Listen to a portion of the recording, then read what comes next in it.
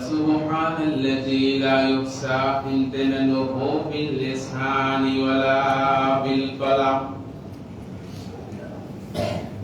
ونشهد أن لا إله إلا الله وحده لا شريك له ونشهد أن سيدنا إيماننا قدوتنا حبيبنا طبيبنا وطبيب روحنا محمد الذي أرسله بالحق بشيرا ونذيرا وداعيا إلى الله بإذنه وسراجا وقمرا منيرا فقد قال الله تعالى في كلامه المجيد وفي فرقانه الحميد أعوذ بالله من الشيطان الرجيم بسم الله الرحمن الرحيم إنما يخشى الله من عباده العلماء إن الله عزيز غفور صدقت يا رب العالمين. وقال النبي صلى الله عليه وسلم من أكرم عالما فكأنما أكرم 70 نبيا أو كما قال عليه الصلاة والسلام.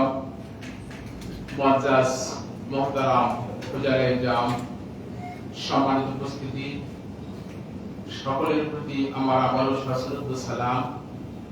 আসসালামু আলাইকুম ওয়া রাহমাতুল্লাহি তাআলা ওয়া বারাকাতুহু। ওয়া আলাইকুম আসসালাম। সর্বপ্রথম সেই বিশ্ব নিয়ন্তা আল্লাহ সুবহানাহু ওয়া তাআলার শুকরিয়া করছি যে মহান আল্লাহ রাব্বুল আলামিন আমাদেরকে দয়া করে, মায়া করে, মহব্বত করে, ভালোবেসে সুস্থ রেখে, নিরাপদে রেখে তার পাকঘর মসজিদে হাজির হওয়ার তৌফিক দান করেছেন। সেই মহান রবের শুকরিয়া করছি। সকল জওয়ান বলে জোরে সরে বলছি আলহামদুলিল্লাহ। আর একটু আওয়াজ দিয়ে বলুন আলহামদুলিল্লাহ।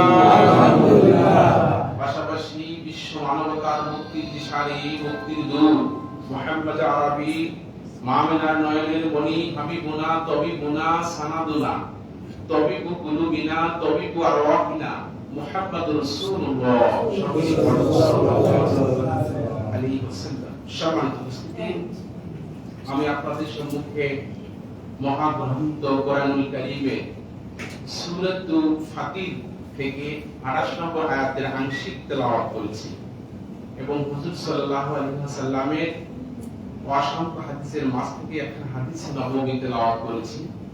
এর সহজ অর্থের মাধ্যম দিয়ে আলোচনা শুরু করব ইনশাআল্লাহ। আজকে আমার বক্তব্যের মূল বিষয় হচ্ছে আল্লাহর সাথে যোগাযোগ করার জ্ঞান। সম্মানিত উপস্থিতি, যারা বাইরে আছেন, ভিতরে এখনো জায়গা আছে, ভিতরে আসি বসুন আর আমার সাথে একটু কালেমা তৈয়বা তেলাওয়াত করুন। কষ্ট হবে? তেলাওয়াত করুন লা ইলাহা ইল্লাল্লাহ লা ইলাহা ইল্লাল্লাহ লা ইলাহা ইল্লাল্লাহ মুহাম্মাদুর রাসূলুল্লাহ সাল্লাল্লাহু আলাইহি ওয়াসাল্লাম।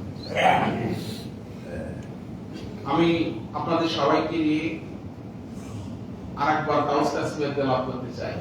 তেলাওয়াত করুন আউযু বিল্লাহি মিনাশ শাইতানির রাজীম বিসমিল্লাহির রাহমানির রহিম।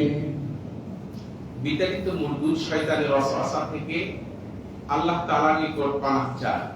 পরম করুণাময় আল্লাহ তাআলার নামে শুরু করছি। আল্লাহ রাব্বুল আলামিন সূরাতুল ফাতিরের 28 নম্বর আয়াতে বলছেন, ইন্নামা ইয়াখশাল্লাহ মিন ইবাদিহিল উলামা। পড়ুন আল্লাহু আকবার। আল্লাহ পাক এই আয়াতে কারিমার ভিতরে বলছেন, আমার বান্দাদের মধ্য থেকে যারা উলামা, আলেম, যারা জ্ঞানী, তারা আমাকে সবচেয়ে বেশি ভয় করে। বলেন সুবহানাল্লাহ।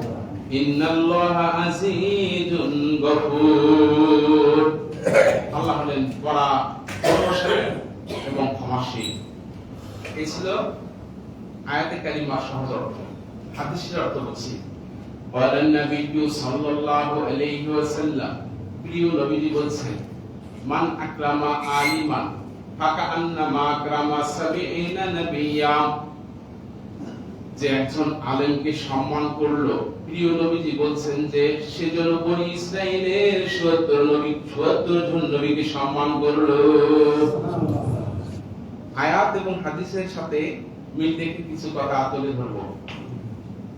আমরা সবাই আল্লাহর বান্দা, কি কথা ঠিক না?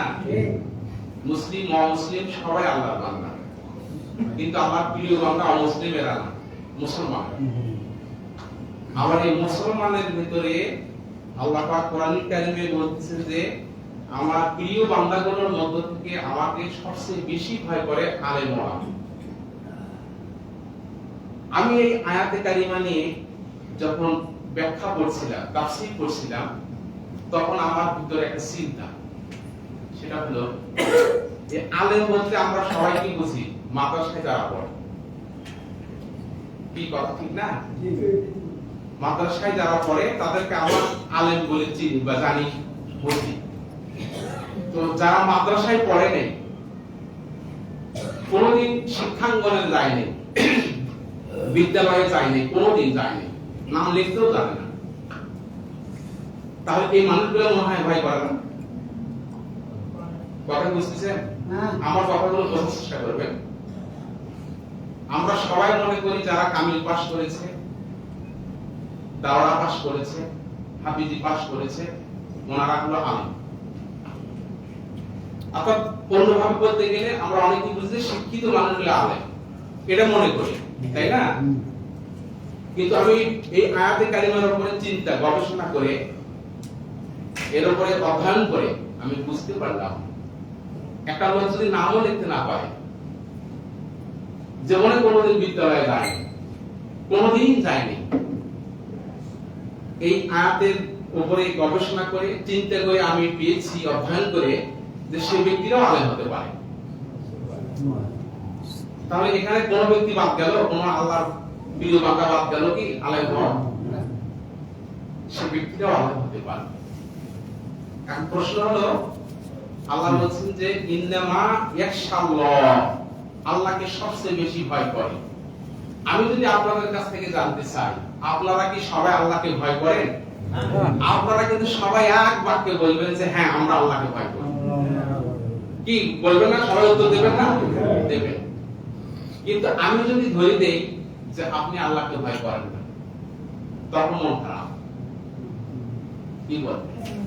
আমি যদি ধরে দেই যে আপনি যে দল করেন, সেই দলের আমির আল্লাহকে ভয় করেন, সেই দলের নেতা আল্লাহকে ভয় করেন, আপনি যে পীরের মুরিদ, আপনার পীর সাহেব আল্লাহকে ভয় করেন, আপনার বন্ধুরা যারা সাথে থাকে, মুরিদ যারা, তারা আল্লাহকে ভয় করে না, বলেন তো ওই লোকটা আমার উপর খেপে যাবে কি যাবে না? যাবে। তাহলে আল্লাহকে ভয় করার অর্থ কি? এক বাক্যে সবাই বললেন যে হ্যাঁ, আমরা আল্লাহকে ভয় করি।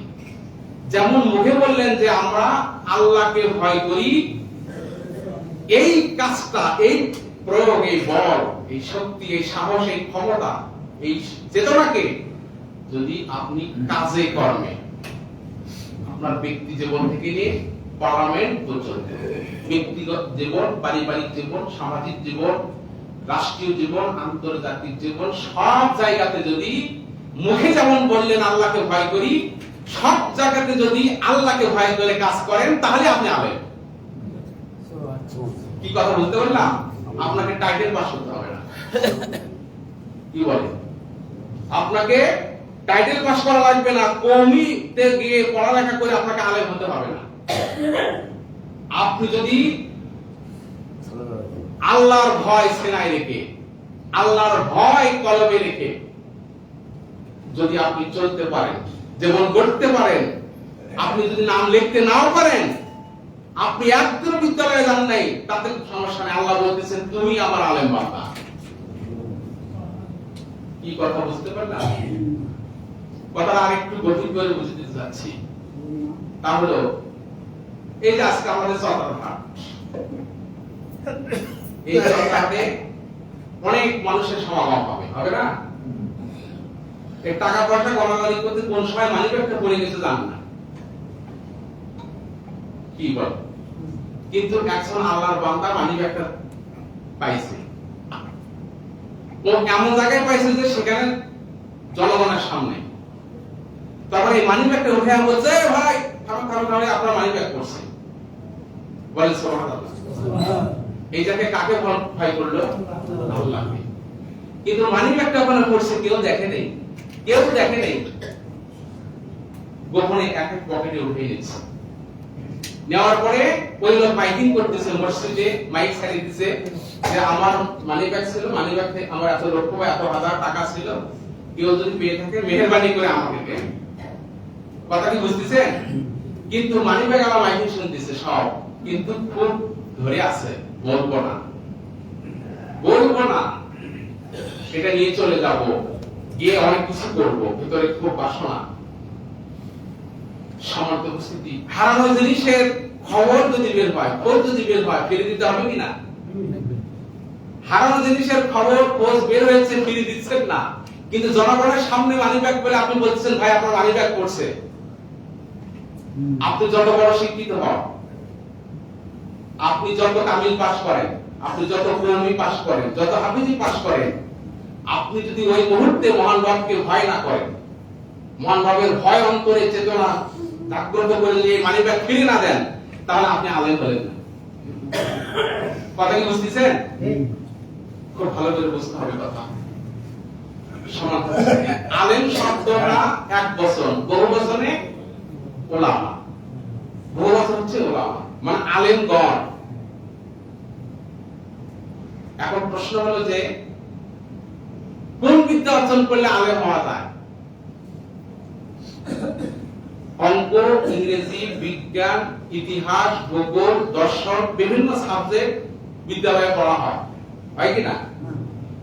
এই সাবজেক্ট গুলো আপনি জ্ঞান অর্জন করছেন, আপনি আরবি টু আরবি কথা বলতে পারছেন, আপনি আরবি ব্যাকরণ জানছেন, আপনি বালাগাত ভাষা সম্পর্কে জ্ঞান রাখছেন, কি বলে?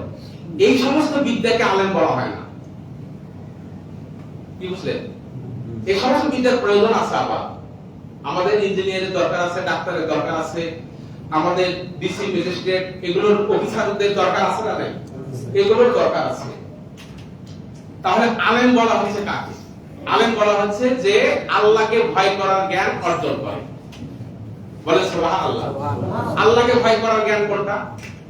আল্লাহকে ভয় করার জ্ঞান কোন এলেমটা? সেই এলেমটা হচ্ছে কোরআন এবং হাদিসের এলেম। বলে সুবহানাল্লাহ। কোরআনের ব্যাখ্যা করতে গেলে আপনাকে টাইটেল পাস করা লাগবে? বাংলা ভাষায় বের হয়েছে তাফসীর, অনেক তাফসীর, দেখবেন যে কত আল্লাহর বান্দা বড় বড় মাহের আলমের মতো হয়ে গেছে। হয়েছে কিনা বলেন? ডক্টর শফিকুর রহমান জামাত ইসলাম, আমি যিনি বিরোধী দলের নেতা, উনি কি আলেম মানুষ? উনি তো আলেম মানুষ, ডাক্তার মানুষ, কিন্তু ওনার তাকওয়া, ওনার আল্লাহ ভীতি, ওনার যে কথা ভিতরে আল্লাহ ভয়ের পরিচয় পাওয়া যায়, দেখা যায় যে তিনি একজন হক্কানি আলেম। বলে সুবহানাল্লাহ। সম্মানিত উপস্থিতি, খুব ভালো করে বসেন, জিনিসটা আরো বোঝাবার জন্য বলতেছি। শোনেন, কোরআন হাদিসের জ্ঞান অর্জন করবে, এই কোরআন হাদিসের জ্ঞান আপনাদের সন্তানদেরকে শেখানোর ব্যবস্থা করবেন। আপনার সন্তানকে যদি কোরআন হাদিসের জ্ঞান আপনি শুরুতে না দেন, তাহলে আপনার সেই সন্তানকে নিয়ে আপনি হিমশিম খাবেন। আপনার সন্তান আপনার বাধ্যবাধকতা থাকবে না, থাকবে থাকবে বাধ্যবাধকতা থাকবে না। আল্লাহর সাথে যোগাযোগের একমাত্র বিদ্যা হলো কোরআন হাদিসের জ্ঞান। বলেন সুবহানাল্লাহ। কোরআন আপনি আপনার সন্তানকে দ্বীনি ইলম শিক্ষা দেননি, কোরআনিক জ্ঞান শিক্ষা দেননি, আপনি আপনার সন্তানকে সর্বোচ্চ ডিগ্রি হাসিলের ব্যবস্থা করছেন। সে সে ডিসি হয়েছে, ম্যাজিস্ট্রেট হয়েছে, সে সচিব হয়েছে, সে ইউনিভার্সিটির টিচার হয়েছে, সে অনেক কিছু হয়েছে, কিন্তু সে মানবতার জ্ঞান না পাওয়ার কারণে আজ বাবা মাকে তারা সম্মান করে না। আসলে না, দ্বীনি ইলমের জ্ঞান না পাওয়ার কারণে আজ পিতা মাতার সম্মান তাদের কাছ থেকে অনেক দূরে। কথা ঠিক কিনা বলুন, আওয়াজ করে কথা বলুন।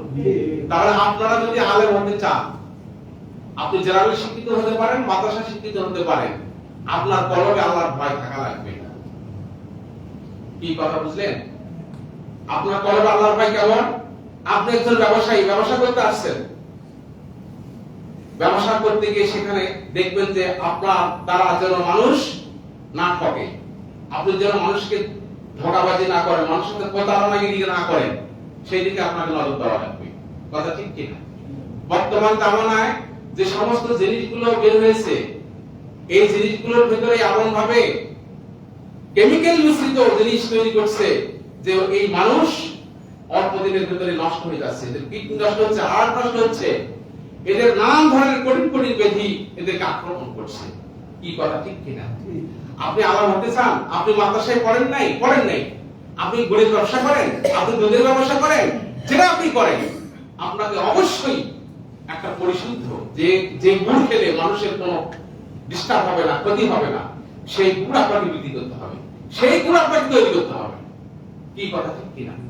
মুসলমান ভাইরা দেখবেন মটকি ঠিকই আছে, মটকি বলেন না, মটকি যাতে গুড় রাখে, সব ঠিক আছে, ডিজাইনও ঠিক আছে। আপনি গুড় কিনতে যান, আর সেই গুড় বাড়িতে নিয়ে যান, আপনি এতটুকু গুড় খেয়ে যতটুকু স্বাদ পেয়েছেন, আপনি এক পোয়া গুড় সেখানে ঢালি দিয়ে খান, ওই স্বাদ পাবেন না। আপনার গুড়ে এখনো স্বাদ নাই কেন? আপনার গুড়ের ডিজাইন চেঞ্জ হলো কেন? কি বলেন? আপনার কাছ থেকে আমি দুধ কিনলাম, দুধ কিনে বাসায় গিয়ে জাল দিলাম, আপনার দুধ গরম হয় ঠিকই, কিন্তু পানি হয়ে থাকে কেন? কি বলেন? এই জন্য আল্লাহ বলছেন, ইন্নামা ইয়াখশা আল্লাহ মিন ইবাদিল উলামা। পড়ুন আল্লাহু আকবার। আমার বান্দাগণের মধ্য থেকে যে আমাকে বেশি ভয় করে, সেই বান্দাটাই হলো আমার আলেম বান্দা। বলেন সুবহানাল্লাহ। মুসলমান ভাইরা, কোরআন হাদিসের জ্ঞান ছাড়া আলেম হওয়া তো সহজ নয়। কোরআন হাদিসের জ্ঞান কিন্তু লাগবে। কি বলেন? কোরআন হাদিসের জ্ঞান বিহীনে কেউ কোনোদিন ভালো আলেম হতে পারে না। কারণ আপনি যদি মনে করেন আপনার সন্তানকে আপনি খুব বড় মাপের একজন চাকরিজীবী বানাবেন, অনেক টাকা দামের একটা চাকরি দিবেন, অনেক বড় পোস্ট পজিশনের স্থান করে দেবেন, পারবেন না? পারবেন। আপনার সন্তানের জন্য আপনি খুব বড় মানের বাড়ি করতে পারবেন, জমাজমি করতে পারবেন, ব্যাংক ব্যালেন্স করতে পারবেন, অনেক টাকা পয়সা জোগাড় করতে পারবেন, কিন্তু আপনার সন্তানকে যদি আপনি মানবিক মনুষ্যত্ববোধের জ্ঞান শিক্ষা না দেন, ওই সন্তান আপনার জন্য দুনিয়া থেকে শুরু হয়ে যাবে কাল। কথা ঠিক কি না? মুসলমান ভাইয়েরা, কয়েকদিন আগে শুনছেন, পত্রিকাতে দেখেছেন, বিভিন্ন খবরে দেখেছেন, ইউটিউব ফেসবুকে দেখেছেন, মিরপুরের এক মহিলা, ঢাকা মিরপুরের এক মহিলা, কি বলে, তার যতগুলো সন্তান, এই সন্তানগুলো সবগুলো উচ্চ শিক্ষিত, সবগুলো উচ্চ শিক্ষিত। আমি পত্রিকায় পড়ে দেখেছি, এক ছেলে তার জন্য সচিব, এক ছেলে বইয়ের শিক্ষক, এক মেয়ে তার স্থানীয় বিদ্যালয়ের টিচার। এভাবে প্রত্যেকটা সন্তান তার প্রতিষ্ঠিত, সুপ্রতিষ্ঠিত, কিন্তু তার মা মৃত্যুবরণ করেছে। মার মরণের পরে খোঁজ খবর নেওয়ার মতো ওরা নাই। মা এমন ভাবে গলে গেছে, পচে গেছে, সেখানে পোকা কিলবিল করছে, মাকে খাচ্ছে। কেমন সন্তান রে, কি সন্তান! সবচাইতে উচ্চ ডিগ্রি তুমি হাসিল করলা, তোমার মার খবর তুমি রাখতে পারলা না। সুতরাং তুমি আল্লাহকে ভয় করার এলেম অর্জন করো নাই। আল্লাহর ভয় তোমার সিনার ভিতরে আসুক এমন জ্ঞান তুমি অর্জন করতে পারো নাই। সুতরাং আল্লাহ পাক কোরআনে বলছেন যে কথা, ইন্নামা ইয়াখশাল্লাহা মিন ইবাদিহিল উলামা। তুমি আলেম হতে পারো নাই, তুমি জ্ঞানী হতে পারো নাই, এই সমাজের সবচাইতে মূর্খ লোক তুমি। কি কথা ঠিক কিনা? একটু কালেমা পড়ে লা ইলাহা ইল্লাল্লাহ, আওয়াজ করে লা ইলাহা ইল্লাল্লাহ, লা ইলাহা ইল্লাল্লাহ মুহাম্মাদুর রাসূলুল্লাহ। পড়ে নিন সাল্লাল্লাহু আলাইহি ওয়াসাল্লাম। আমার এই আলোচনা থেকে আপনাদের বিবেকে অবশ্যই একটা দোলা দিয়েছে। আপনাদের ছেলে মেয়েরা আছে, এই ছেলে মেয়েকে আপনি উচ্চ শিক্ষায় শিক্ষিত করবেন, ইউনিভার্সিটিতে পড়াবেন, আমার আপত্তি নেই, কোনো আপত্তি নেই। আপনাকে লক্ষ্য করতে হবে আপনি কোরআন হাদিসের জ্ঞান তাকে শিক্ষা দিচ্ছেন কিনা। আপনি যে একজন বাবা, আপনি যে মা, আপনি যে একজন মুরব্বী, আপনার সাথে কদর, আপনাকে সম্মান করার জন্য সেই জ্ঞান পেয়েছেন কিনা। কি কথা ঠিক কিনা?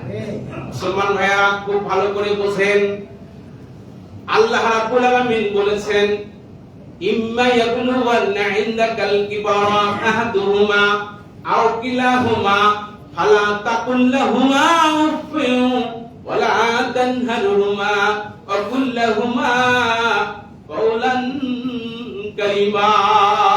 পড়ুন আল্লাহু আকবার। আল্লাহ পাক কোরআনে বলছেন যে তোমাদের বাবা মা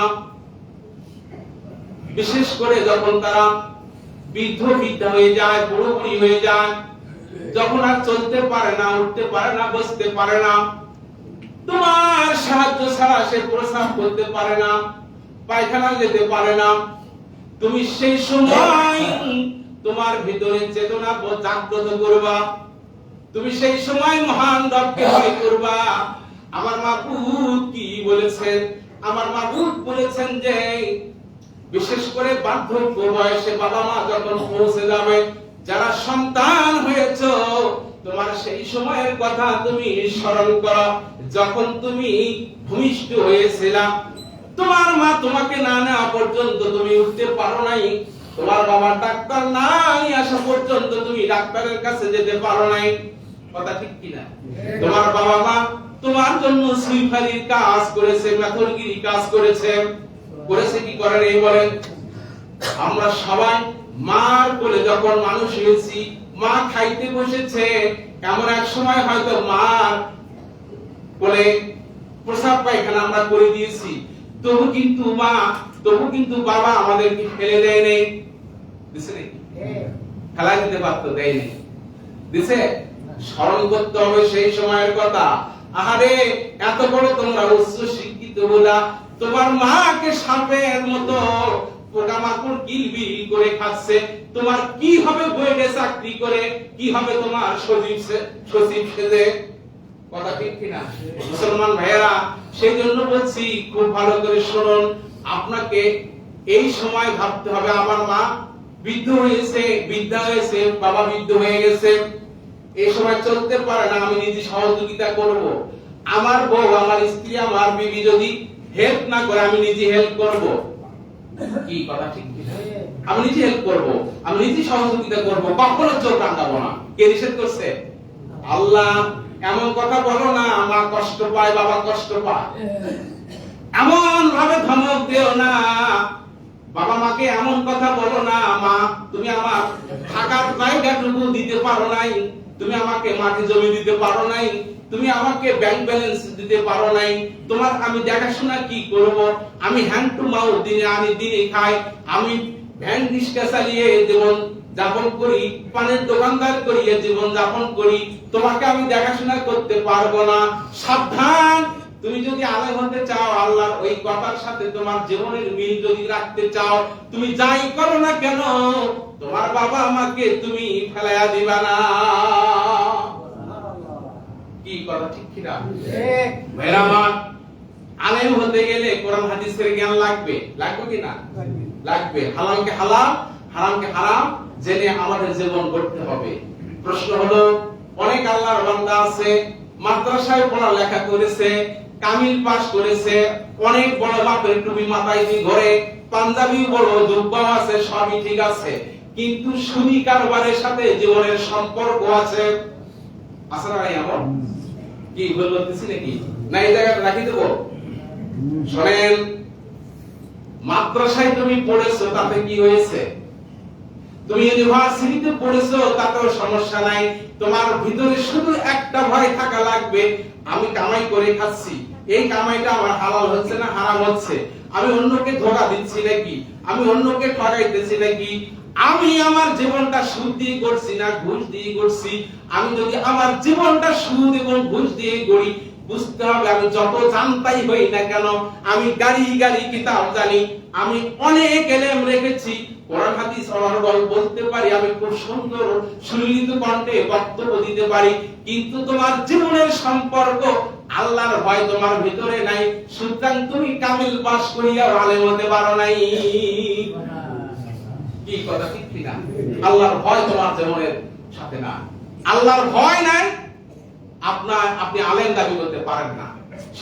আর একজন জেনারেল শিক্ষিত ব্যক্তি যদি তার ভিতরে আল্লাহর ভয় থাকে তাহলে সে আলেম, বলেন সুবহানাল্লাহ। আর একজন মাদ্রাসা শিক্ষিত ব্যক্তি তার ভিতরে যদি আল্লাহর ভয় থাকে সেও বড় মাপের আলেম। কি কথা ঠিক কি না? কিন্তু দেখা যায় সুদী ব্যাংকগুলোর দিকে তাকান, লক্ষ লক্ষ টাকা লোন তাদের। বলেন তো সুদী ব্যাংকগুলোতে লোন আছে না নাই? বলেন আছে না নাই? আর সেই লোন নিলে সেই জায়গায় সুদ দিতে হয় কি হয় না? বলেন দিতে হয়। আমার এই বক্তব্যটা প্রায় 90 ভাগ ব্যক্তির বিরুদ্ধে হয়ে যাবে। মুসলমান ভাইয়েরা, আমি বিরুদ্ধে কথা বলছি না, একটা সচেতনতা বোধ সৃষ্টির জন্য বলছি। সাবধান হয়ে যান, আপনার কামাইয়ের ভিতরে, আপনার খাবার ভিতরে যদি হারাম থাকে, আপনি যত মাফিরি জানতা হন না কেন, আপনি আলেম নয়। আপনার দ্বারা আল্লাহ, আপনার এলেম, এই এলেমের দ্বারা আপনাকে আল্লাহ ছাড় দেবে না। কি কথা ঠিক কি না? মুসলমান ভাইয়েরা, এই কোরআন হাদিসের জ্ঞান শ্রী গিরিশ চন্দ্র সেন কম জানছে না বেশি জানছে? বলেন তো।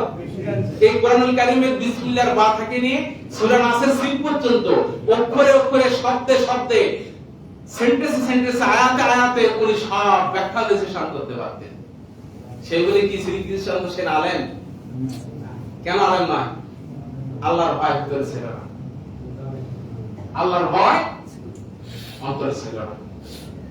মুসলমান ভাইয়েরা, আল্লাহর ভয় রেখে যারা আলেম হতে পারবে, ওই হক্কানি আলেমকে যদি আপনি সম্মান করেন, আল্লাহ নবী বলছেন যে ওই আলেমের পিছনে যদি আপনি নামাজ পড়েন, বিশ্ব নবীজি বলছেন যে আলেম আল্লাহকে ভয় করে তার ব্যক্তি জীবন, পারিবারিক জীবন, সামাজিক জীবন, রাষ্ট্রীয় জীবন, আন্তর্জাতিক জীবন পরিচালনা করে, এক কথায় শেষ তার জীবনটা আল্লাহমুখী করে ফেলে, সেই ব্যক্তি ইমাম হয়েছে আপনার নামাজ পড়ার জন্য, আপনি তার পিছনে ইক্তিদা করলেন। প্রিয় নবীজি বলছেন যে তুমি যে ইমামের পিছনে নামাজ পড়তেছ, তুমি ওই ইমাম নয়, তুমি তোমার নবীর পিছনে নামাজ পড়তেছ। কি মর্যাদা, কত বড় মর্যাদা! সে আলেম হতে হবে। কি বলে?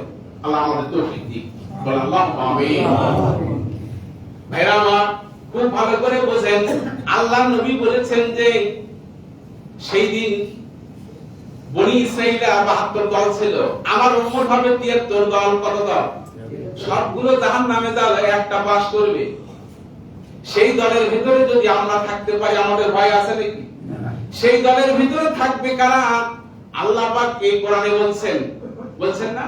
সেই দলের ভিতরে থাকবে ওই ব্যক্তিগুলো যারা গোপনে, প্রকাশ্যে, জনসমুদ্রে, জনগণের সামনে, সব জায়গায় আল্লাহকে ভয় করে কাজ করে। বলে সুবহানাল্লাহ। সেই লোকগুলো ওই কাতারে থাকবে। বলে সুবহানাল্লাহ। সেই কাতারে থেকে যদি কেউ আলেম হতে পারে, সেই আলেমের পিছনে যদি আপনি নামাজ পড়েন, তাহলে আপনারা কি নবীর পিছনে নামাজ পড়লেন? বলেন সুবহানাল্লাহ। আর সেই আলেমকে আল্লাহ পাক সেদিন বলবে, আলেম এবং আবেদ, আবেদ বলতে যে জ্ঞান অর্জন করেনি কিন্তু আল্লাহকে ভয় করছে, আবেদ। এই দুই শ্রেণীর ব্যক্তিকে উপস্থিত করবে আল্লাহ, করে বলবে যে তুমি আবেদ, তুমি অনেক আমল করছো, তুমি জান্নাতের মালিক হয়েছে, যাও তুমি জান্নাতে চলে যাও। বলেন সুবহানাল্লাহ। এরপর আলেমকে দাঁড় করাবে, বলেন সুবহানাল্লাহ। তারপরে বলবে যে তুমি আগে জান্নাতে যাইও না, তুমি জান্নাতে যাবে। বলেন সুবহানাল্লাহ। আলেম জিজ্ঞেস করবে, আল্লাহ আমার কি অপরাধ হলো? আল্লাহ বলবে যে তোমার অপরাধ হয়নি, শরম তুমি আলেম, তোমার কথা শুনে মানুষ দান করেছে, তোমার কথা শুনে মানুষ হজ করেছে, তোমার কথা শুনে মানুষ নামাজি হয়েছে, তোমার কথা শুনে মানুষ একজন আরেকজনের কল্যাণ করেছে। আমি আল্লাহ রাব্বুল আলামিন বলছি তুমি তো জান্নাতে যাবাই, তোমাকে আমি অনুমতি দিলাম। এই যে দলগুলো বসে আছে, কোন ব্যক্তিটাকে তুমি সুপারিশ করে জান্নাতে নিয়ে যাবে, যাও। বলে সুবহানাল্লাহ। সে আলেম হওয়া লাগবে। কি বলে? হালালকে হালাল জেনে, হারামকে হারাম জেনে শুধু মাদ্রাসায় পড়লে হবে না, হালাল হারাম জেনে জীবন গঠন করতে হবে, আল্লাহর ভয় রেখে জীবন চালাতে হবে, নফসকে কন্ট্রোল করতে হবে।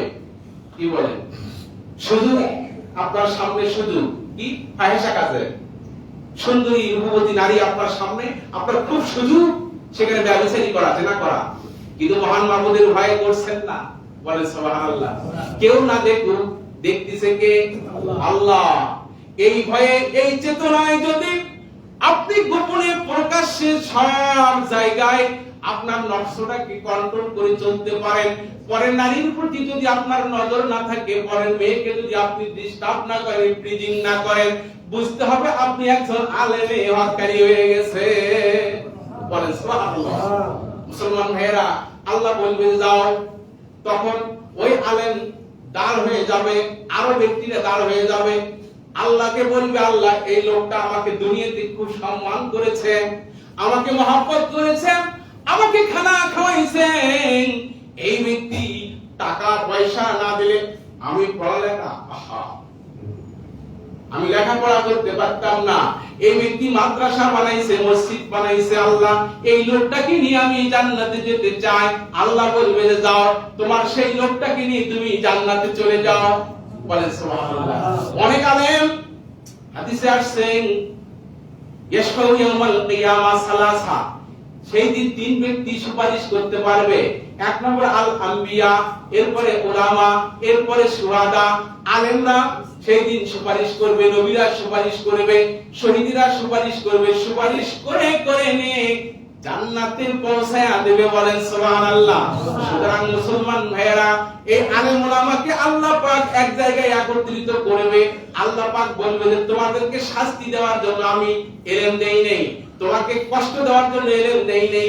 ওই যে দেখো জান্নাত, জান্নাতের সকল দ্বার আমি খুলে দিয়েছি, তোমার যেটাতে ইচ্ছা তুমি সেই দ্বারে জান্নাতে প্রবেশ করো। বলেন সুবহানাল্লাহ।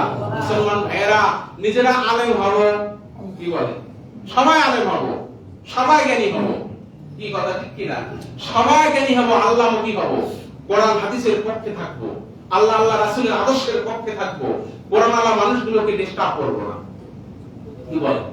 কোরআন আলা মানুষগুলোকে আমরা কখনো তাদের ব্যাপারে কোনো লাঞ্ছনা গঞ্জনামূলক কথা বলবো না। কি বলে? তাদেরকে আমরা সবসময় সহযোগিতা করব।